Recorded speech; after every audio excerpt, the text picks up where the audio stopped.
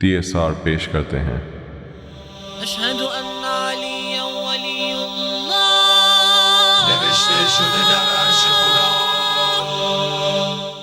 اعوذ باللہ السمیع العلیم من الشیطان الرجیم بسم اللہ الرحمن الرحیم اللہم کن لولیک الحجۃ ابن الحسن صلواتک علیہ وعلی آبائہ فی هذه الساعة وفی کل ساعة ولیکا وحافظا وقائدا وناصرا ودلیلا وعینا حتی تسکنہ ارضک طوعا وتمتعہ فیہا طویلا اللہم اجعلنا من انصارہ واعوانہ وشیعتہ وخدامہ واتباعہ ولا تجعلنا من اعداء بحق محمد وآلہ الطاہرین۔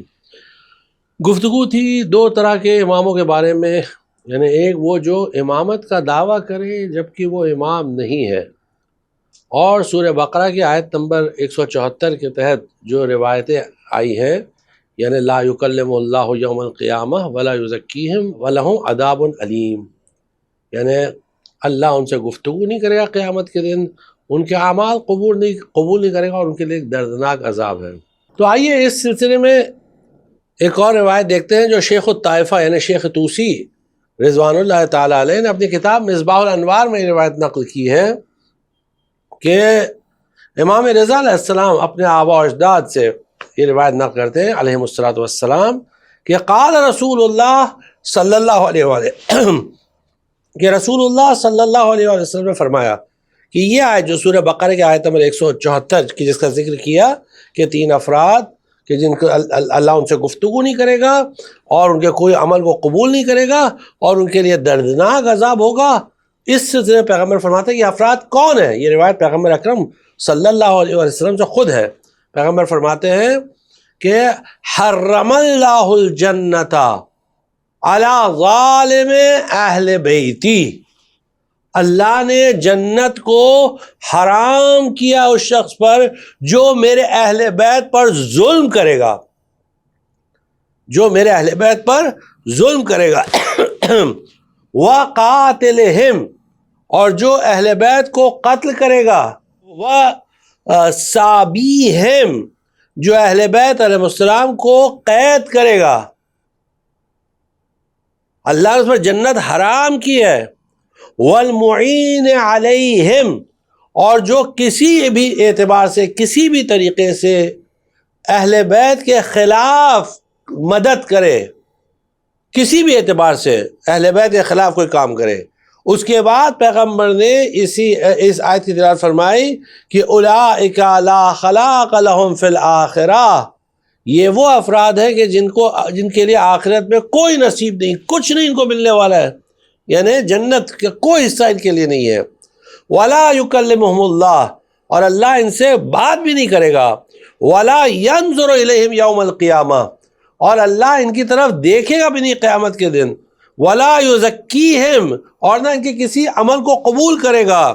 ولہم عذاب علیم، اور ان کے لیے دردناک عذاب ہے۔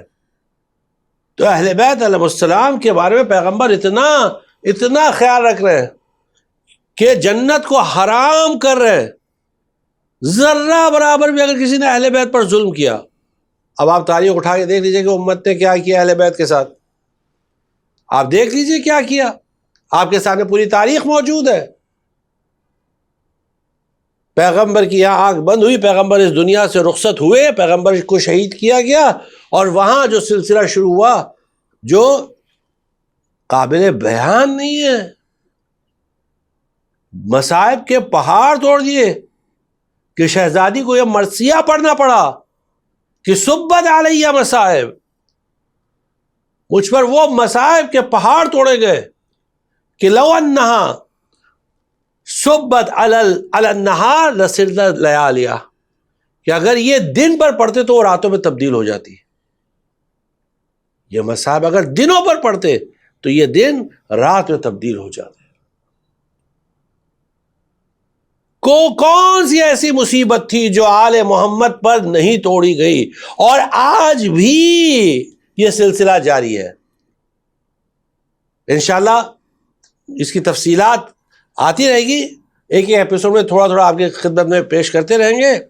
تو پیغمبر نے یہاں باقاعدہ فرمایا کہ جو انہیں قتل کرے، جو انہیں قید کرے، پیغمبر کو پتہ تھا یہ سب ہونے والا ہے، اور جو ان کے خلاف کوئی بھی کام کرے دوسری روایت اس سے ملتی جلتی روایت ہے، اس میں تھوڑا سا فرق ہے کہ پیغمبر فرماتے ہیں کہ حرمت الجنت، جنت کو حرام کیا گیا اس پر جو من ظلم اہل بیتی،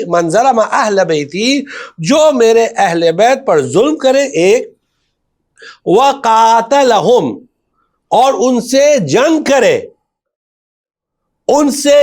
کرے، اب آپ خود ہی فیصلہ کر لیجئے، آپ خود ہی طے کر لیجئے، اب تاریخ اٹھا کر پڑھیے کہ 11 ہجری 28 سفر کے بعد سے کیا ہوا، اور اس کا مطالعہ کریے، اس کو اسٹڈی کریے، دیکھیے کیا کیا کیا گیا، امت نے کیا کیا کیا، کن کن چیزوں کو آپ جھٹلائیں گے۔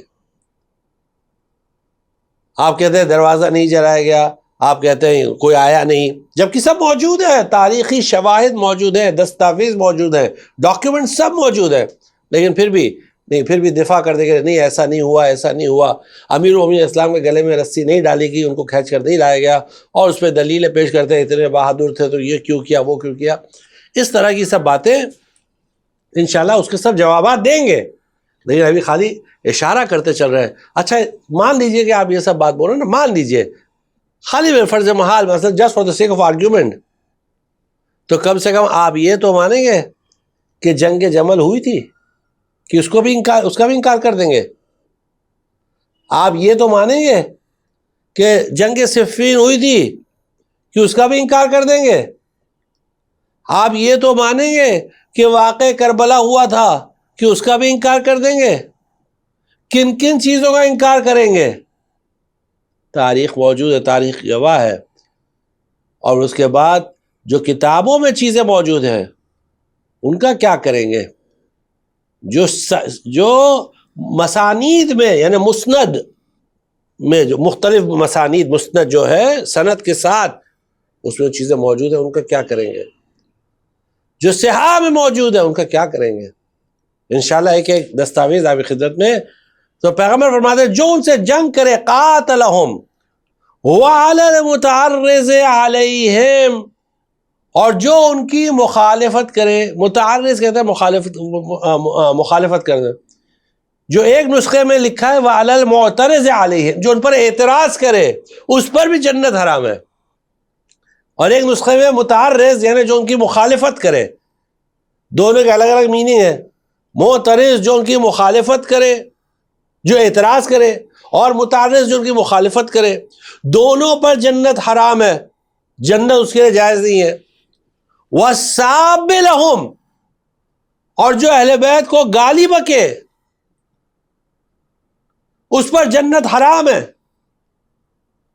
گالی بکے۔ اب آپ بتائیے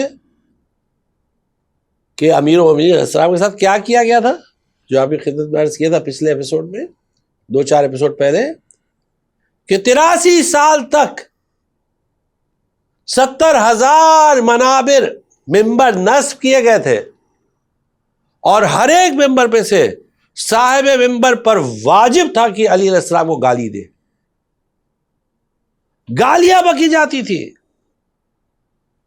آپ کی خدمت میں یہ عرض کیا تھا، دیکھیے یہ سب چیزیں حقائق ہیں، ان کا کوئی انکار نہیں کر سکتا ہے، واضح نا؟ تو پیغمبر فرماتے ہیں اگر کوئی یہ سب کرے، اولئک لا خلاق لهم فی الآخرۃ، آخرت میں ان کا کوئی نصیب نہیں، کچھ نہیں، سیدھے جہنم ہے ان کے لیے۔ ولا یکلمہم اللہ یوم القیامہ، اللہ قیامت کے دن ان سے گفتگو بھی نہیں کرے گا۔ ولا یزکیہم، اور نہ ان کے کسی عمل کو قبول کرے گا۔ وَلَهُمْ عَذَابٌ علیم، اور ان کے لیے دردناک عذاب ہوگا، دردناک عذاب ہوگا۔ اس کے بعد مولا کائنات فرماتے ہیں ایک روایت میں، من ادعى الامامۃ ولیس من اہلها فهو کافر، جو امامت کا دعویٰ کرے جبکہ وہ اس کا اہل نہیں ہے، وہ امامت کا اہل نہیں ہے۔ اہل نہیں ہونے کا مطلب کیا ہے؟ کہ امامت کی شرطیں اس میں نہیں پائی جاتی ہے، یعنی اس میں اس کے بعد نص موجود نہیں ہے، نہ قرآن سے نہ حدیث سے کوئی نص موجود ہے، نہ اس کے پاس علم غیب ہے، نہ اس کے پاس عصمت ہے، نہ اس کے پاس شجاعت ہے، نہ اس کے پاس سخاوت ہے. جنگ میں سب سے پہلے بھاگتے تھے، تاریخی دستاویز موجود ہے. ساری چیزیں انشاءاللہ ذکر کریں گے جب جنگوں میں ذکر ہوگا. تو امام فرماتے ہیں کہ جو اہل نہیں ہے اور وہ امامت کا دعویٰ کر رہا ہے وہ دین کے دائرے سے باہر ہے. اللہ اکبر. تو اب تک جتنی حدیثیں ہم لوگوں نے یہ پچھلے 3-4 ایپیسوڈ میں دیکھی تو آپ نے غور کیا کہ اس میں باقاعدہ ہم لوگوں نے کیا ڈسکس کیا کہ امام ہونے کے لیے شرائط کیا ہے؟ عصمت، علم غیب اور شجاعت، سخاوت اور ہر ایک کی دلیل اور نص موجود ہونا چاہیے. قرآن سے، حدیث سے، پیغمبر اکرم صلی اللہ علیہ وآلہ وسلم نے صریحاً اعلان کیا ہو اس کی امامت کا، تب وہ امام ہے، ورنہ امام نہیں ہے. اور اگر کوئی دعویٰ کر رہا ہے تو وہ دعوے دار جھوٹا ہے. جو امام حق کا دعویٰ کر رہا ہے، کا انکار کر رہا ہے، امام حق کا انکار کر رہا ہے، وہ جھوٹا ہے. اور جو ان دونوں کو مان رہا ہے وہ بھی جھوٹا ہے، وہ بھی جہنمی، سب جہنمی. یہ ہمارا موقف ہے، یہ مکتب اہل بیت کا موقف ہے. ساری یعنی آپ کو قرآن اور حدیث کی روشنی میں باتیں واضح کی. اب آئیے دیکھیں کہ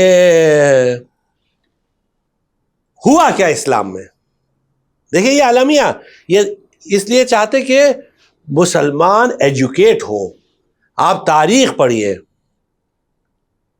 یعنی جو سب سے پہلی آیت جبرائیل لے کر آئے رسول اللہ صلی اللہ علیہ وآلہ وسلم پر، وہ آیت اقرا تھی.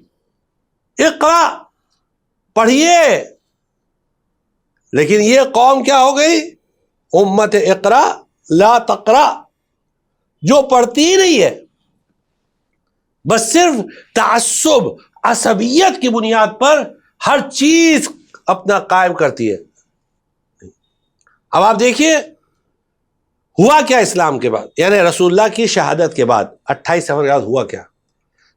جو سب سے پہلا فیصلہ ہوا وہ یہ تھا کہ حدیثوں کو، پیغمبر کی حدیثوں کو نہ کوئی بیان کرے گا، نہ کوئی نقل کرے گا، نہ کوئی تحریر کرے گا، کچھ نہیں. ہر چیز پہ پابندی عائد ہو گئی. بین آ گیا، پروہیبیشن، ٹوٹل بین. اگر کسی نے حدیث نقل کی، سخت سے سخت سزا. اور بہانے الگ الگ بہانے تھے. ارے وہ اصل میں وہ جعلی حدیث ہے اور اس کا نہیں، کیونکہ ساری روایات میں فضائل محمد اور آل محمد تھے، اس لیے اس پہ بین لگایا گیا. ایک طرف وہ ہوا، دوسری طرف کیا ہوا کہ حدیثیں بنائی جا رہی تھی. حدیثوں کی فیکٹری بن گئی کہ جس میں حدیثیں گڑھی جانے لگی، گڑھی جا رہی تھی حدیثیں. کس کے فیور میں، کس کے حق میں؟ جو اہل بیت کے دشمن تھے، جنہوں نے اہل بیت کے خلاف محاذ آرائی کی تھی، ان کے حق میں. اور یہ تھا کہ بھئی جو بھی امام بن جائے تم اسے قبول کر لو، جو بھی یہ کہے کہ میں رسول اللہ کا جانشین ہوں اسے قبول کر لو، بغیر چو چرا کے. بالکل. اب دیکھیے روایات کا جو دیگر یعنی شیعوں کے علاوہ جو دوسرے مذاہب میں جو روایات ہیں، زیادہ نہیں بولیں گے، تھوڑی سی، اگر جس کو ڈیٹیل میں جانا تو وہ یعنی ریفرنس اگر چاہے تو بہت ساری سب مل سکتی ہے، کوئی بڑی بات نہیں ہے، لیکن چند حدیث ہے. دیکھیے یہ روایت جو آپ کی خدمت میں نقل کر رہے ہیں یہ صحیح مسلم سے ہے. اب یہ دیکھیے حدیث کیا ہے. قال رسول اللہ صلی اللہ علیہ وسلم. دیکھیے اس پہ غور کریے گا. لوگ دعویٰ کرتے ہیں کہ ہم بھی اہل بیت سے محبت کرتے ہیں، ہم بھی اہل بیت سے محبت کرتے ہیں، لیکن درود میں ان کا نام پہلے ہی نکال دیتے ہیں. کیا کہتے ہیں؟ صلی اللہ علیہ وسلم، علیہ کو نکال دیا. ارے بھائی آپ کو اتنی دشمنی کیوں اہل بیت سے کہ آپ درود میں ان کا نام نکال دیں، جبکہ درود میں باقاعدہ پیغمبر کی حیات میں ان کا نام موجود تھا. اور جب کسی نے پیغمبر کے سامنے اگر جب آدھا درود پڑھا صرف پیغمبر پر تو پیغمبر نے کہا یہ درود ابتر ہے، ناقص درود ہے، پورا درود پڑھو وآلہ کے ساتھ پڑھو۔ بہرحال وہ ایک الگ بحث ہے۔ اب یہ روایت ہے من یطع الامیر فقد اطاعنی، پیغمبر نے فرمایا کہ جس نے کسی امیر کی اطاعت کی، کسی بھی امیر کی، یعنی جو آگے امیر بن گیا، اصول کیا قائم کیا، اصل کیا قائم کی کہ نحن مع من غلب، ہم اس کے ساتھ ہیں جو غالب آ جائے۔ کون غالب آ جائے؟ کہ جس پر سب لوگ آ کر جس کے ہاتھوں بیعت کر لیں، سارے مسلمانوں نے بیعت کر لی، ہو گیا تو یہ ہو گیا، ٹھیک ہے۔ تو نحنو تو کیا کہتے ہیں من یطع امیر فقد اطاعنی، جس نے امیر کی اطاعت کی اس نے میری اطاعت کی، ومن یعص الامیر فقد عصانی، جس نے امیر کی نافرمانی کی اس نے میری نافرمانی کی۔ یہ حدیث بنا دیا۔ اب حدیث کا ریفرنس آپ دیکھ لیجیے، صحیح مسلم اور حدیث نمبر 1835، ٹھیک ہے نا، یہ ایک حدیث ہو گئی۔ اب آپ سوچ رہے ہو اس میں کیا خرابی، اس میں کیا خرابی ہے؟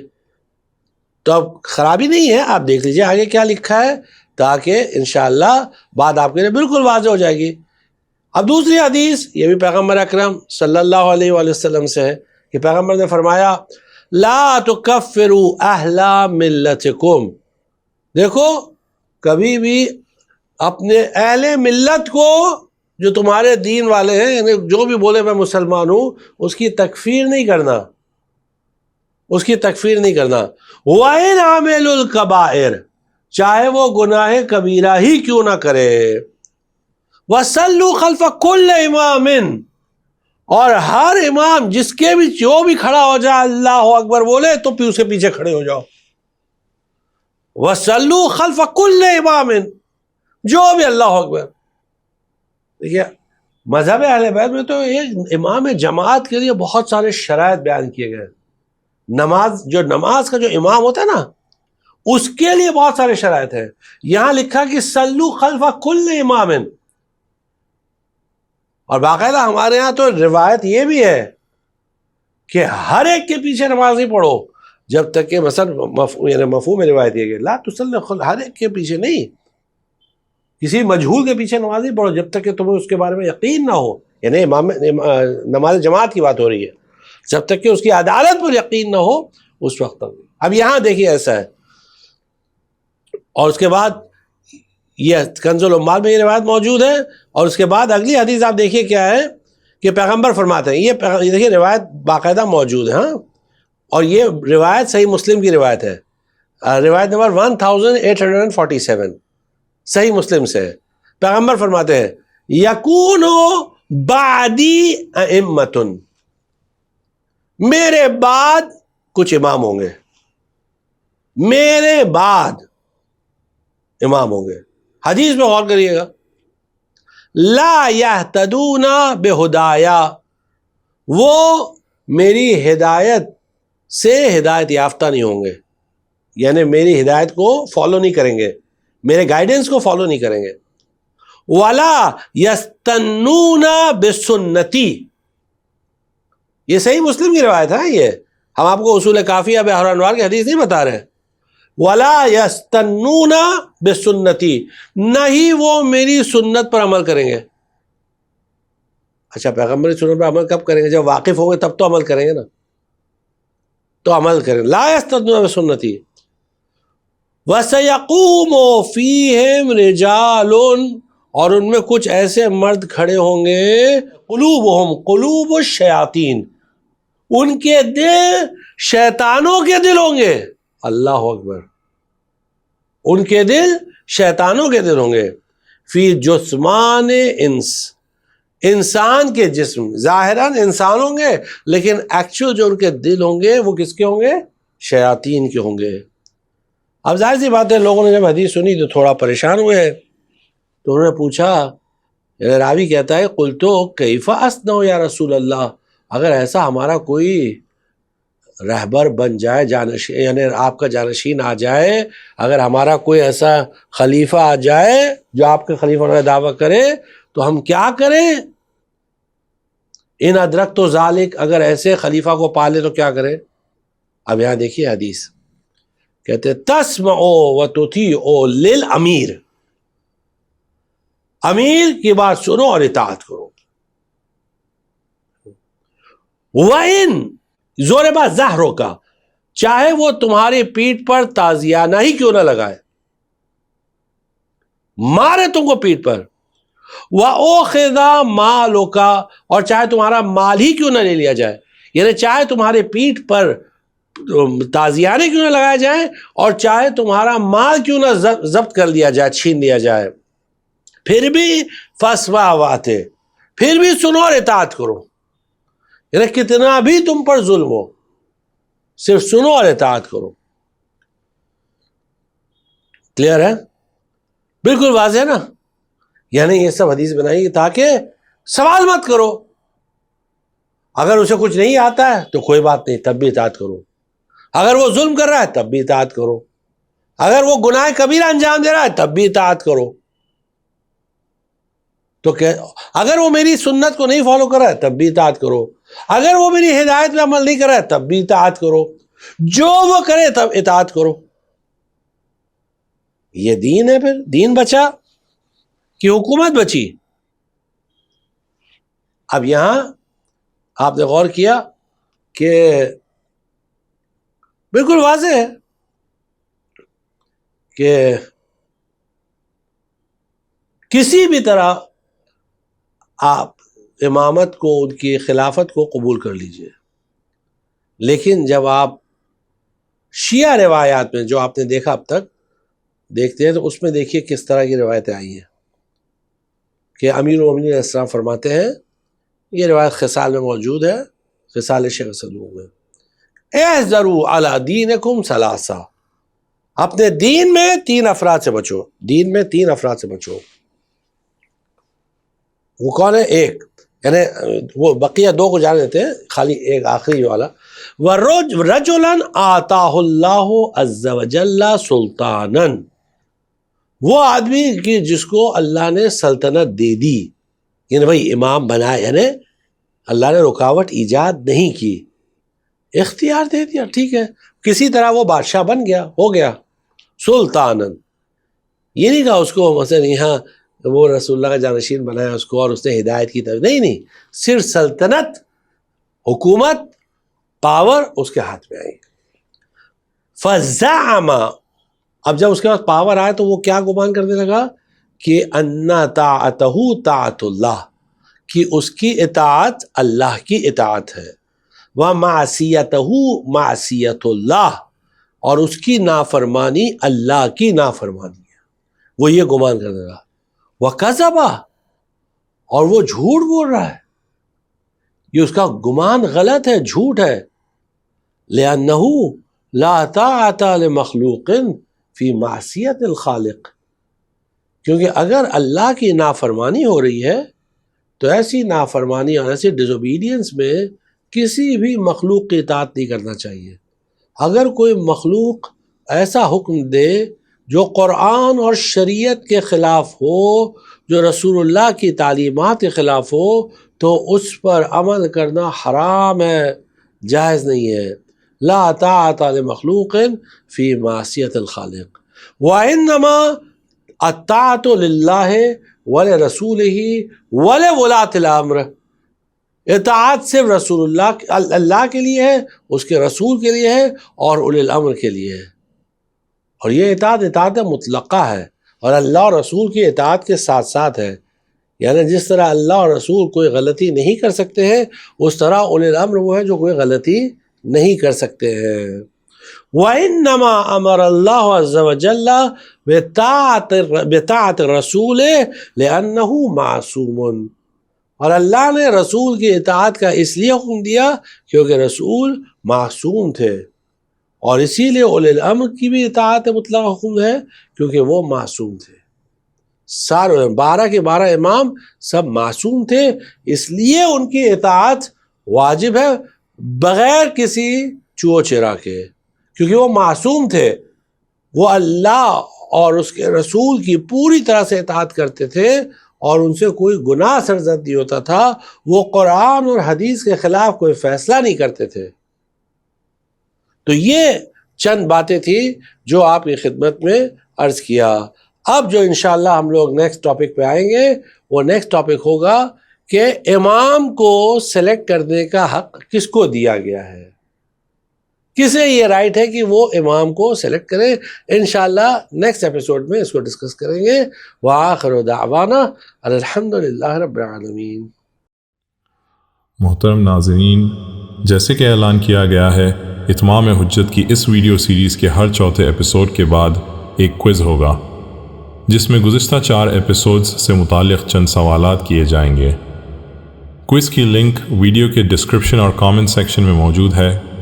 یہ لنک 1 ہفتے تک لائیو رہے گی، یعنی آپ کے پاس پورا 1 ہفتے کا وقت ہے جوابات سبمٹ کرنے کے لیے. اگر آپ کو کسی سوال کا جواب نہ آ رہا ہو تو آپ دوبارہ سے ویڈیو دیکھ کر جواب دے سکتے ہیں. تمام صحیح جوابات دینے والوں میں سے ہمارے کمپیوٹرائزڈ لکی ڈرا سسٹم کے ذریعے 14 لکی ونرز کا انتخاب ہوگا جنہیں ملیں گے انڈین 1000 روپے کا ہدیہ. ونرز کا اعلان ہمارے اگلے ایپیسوڈ میں کیا جائے گا انشاءاللہ. لہٰذا آپ سے گزارش ہے کہ ان ویڈیوز کو غور سے دیکھیں اور کوئز میں پوچھے گئے سوالات کے صحیح جواب دینے کی کوشش کریں، اور ساتھ ہی ساتھ ان ویڈیوز کو زیادہ سے زیادہ شیئر کریں. کوئز میں کثیر تعداد میں شرکت فرمائیں اور ہمارے ساتھ مل کر اس ولایت اہل بیت علیہم السلام کے پیغام کو دوسروں تک پہنچانے میں تعاون کریں تاکہ آپ بھی ولایت کی تبلیغ کرنے والوں میں شامل ہو سکیں.